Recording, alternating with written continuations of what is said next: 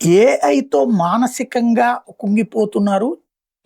Gen Z స్నేహాలతో కాకుండా ఏఐతో chat బాట్‌లలో chat చేసి చివరికి సొంత ఆలోచన కోల్పోతున్నారు. దాని ట్రాప్‌లో పడిపోతున్నారన్నది ఒక సర్వే తెలిస్తే 40% మంది అమెరికన్ ఎంప్లాయీస్ తాజాగా ఆర్టిఫిషియల్ ఇంటెలిజెన్స్ మీద ఇచ్చిన సర్వే ఏంటంటే లెస్ ఇంటెలిజెంట్‌గా మారిపోతున్నాం అన్నటువంటిది.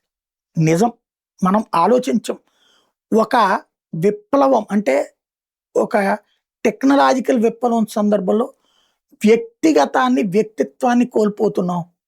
ఇదివరకు ఈ ఫోన్లు ఏమీ లేని రోజుల్లో బంధువుల నుంచి ఒక కార్డొచ్చిందంటే పెళ్ళైనా, చావైనా, ఫంక్షన్ అంటే వెళ్ళేవాళ్ళం.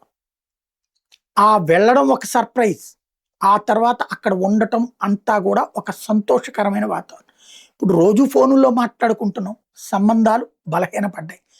అదే సందర్భంలో మరొక యాస్పెక్ట్‌లో చూసుకుంటే, మేము బీకామ్ చదివేటప్పుడైనా, మేము ఇంటర్మీడియేట్ చదివేటప్పుడైనా సరే, ఒక సమ్ ఇచ్చారంటే 30కి 15 కలిపితే 45, 45కి 5 కలిపితే 50, 50కి 7 కలిపితే 57, 57కి 5 కలిపితే 62 ఇట్లా లెక్కేసుకునేవాళ్ళం. ఒక 100 ఇప్పుడు మా నాన్న షాప్‌లో గుమస్తా చేసేటప్పుడు ఈ షాప్ తరపున లెక్కలు డబ్బులు వసూలు చేసుకొచ్చాక ఎవరు ఎంత ఇవ్వాలి వాళ్ళు మనకి, ఎంత ఇచ్చారిప్పుడు, ఎంత ఇంకా ఇవ్వాలి, ఇట్లాగ ఒక టేబుల్ తయారు చేసేవాళ్ళు. ఈ మొత్తం కూడటం, ఆయన కూడటంతో పాటు నన్ను కూడా ప్రోత్సహించేవాళ్ళు, కూడమని చెప్పేవాళ్ళు మళ్ళీ. Without calculator. అప్పుడు క్యాలిక్యులేటర్ లేవు. మా నాన్నకి క్యాలిక్యులేటర్ ఉండేది. నన్ను క్యాలిక్యులేటర్ లేకుండా కూడమనేవాడు. నాకు ఇట్లా అలవాటైపోయింది.